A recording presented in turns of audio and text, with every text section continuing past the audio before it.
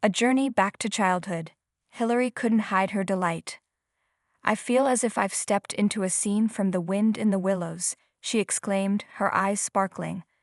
"We've got all the characters there, and we've got the caravan and the horse. It's absolutely charming. Where did it come from?" The guest, with a warm smile, began to unravel the tale behind the toys. "Kenneth Graham was a patient to my grandfather," she shared. "He was a Goring on Thames." This revelation immediately added a layer of historical charm to the already delightful set. Hillary, ever the expert, quickly connected the dots, which works very well, of course, because Kenneth Graham, the author of The Wind in the Willows, lived in Cookham, which is just down the road from Goring. The narrative of these toys wasn't just about playthings, it was about a direct, heartwarming link to the author himself. The guest had even brought along a precious black and white photograph, showing her grandfather with her own mum sitting on his knee. It was a beautiful, tangible piece of family history, further cementing the personal connection to these cherished items. The craftsmanship and a surprising guest. As Hillary examined the 1930s toys, she delved into their craftsmanship. Their flat-cut wooden characters, she explained, beautifully painted and articulated with steel pins so they can move. Her experienced eye immediately recognized the distinctive style, leading her to a specific, almost legendary maker, Talford Toys. Talford Toys sounds like this massive enterprise, Hillary mused. It was two sisters. Two sisters who lived in Talford Cottage in Reigate, set up Talford Toys. Imagine that, a grand name, conjuring images of a sprawling factory actually born from the dedication and talent of two sisters in a quaint cottage. This added a wonderful human touch to the story of the toys. Then came another fascinating detail from the guest. "When Kenneth Graham had this one made for my grandfather, he had one made for himself as well." This meant the set wasn't just a gift, it was a bespoke creation, a twin to one owned by the author himself. How incredible is that?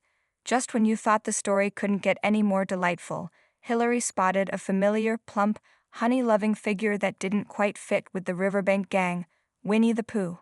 "Please tell me why Pooh Bear has muscled into The Wind in the Willows," she asked, a playful grin on her face. The guest laughed, her eyes twinkling. "Well, apparently," she confessed, "Kenneth Graham really liked Winnie the Pooh, so he just added Winnie the Pooh." Hillary chuckled, "and hoped that your grandfather would love him as much." The guest heartily agreed.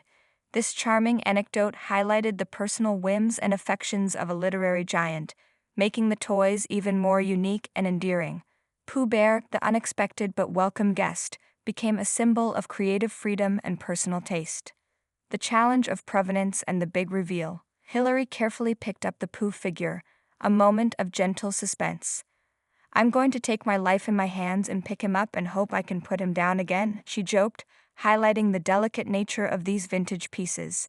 "Winnie the Pooh here, we can see he's articulated. He can move his head, he can move his little arms, his legs. However, not every piece of the puzzle fit perfectly. I've checked on all the feet, which is where the name would be written, and there is no name," Hillary revealed. "So no proof of Talford Toys, but I do know that Talford Toys made a Pooh Bear set." While direct proof was missing, the expert's knowledge and the unmistakable style strongly suggested the origin. She continued, making another crucial connection. Of course, the characters in Pooh Bear were illustrations by Ernest Shepard, just as he was the illustrator of The Wind in the Willows. So there is a link there. This artistic link bridged the gap, providing a compelling argument for the toy's authenticity and value. Then came the moment everyone waits for on Antiques Roadshow. The valuation. Hillary paused, building the anticipation.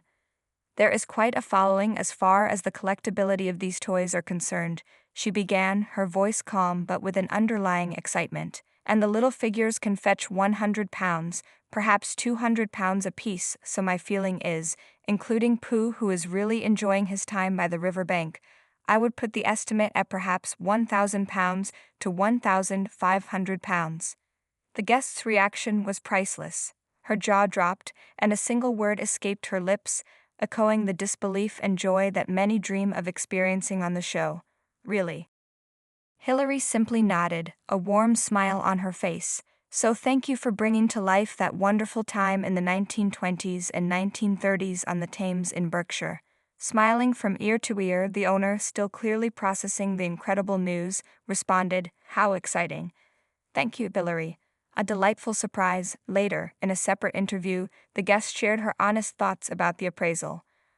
"I honestly thought it was going to be worth about £50, she admitted, her voice still filled with wonder, because I thought it was made by a local craftsman, and it had been played with by my mother's family and me when I was little."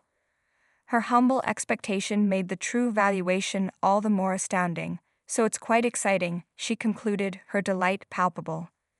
This heartwarming segment reminded us that sometimes the most precious treasures are not just about monetary value, but about the rich stories they tell, the memories they hold, and the unexpected connections they forge with history and beloved tales.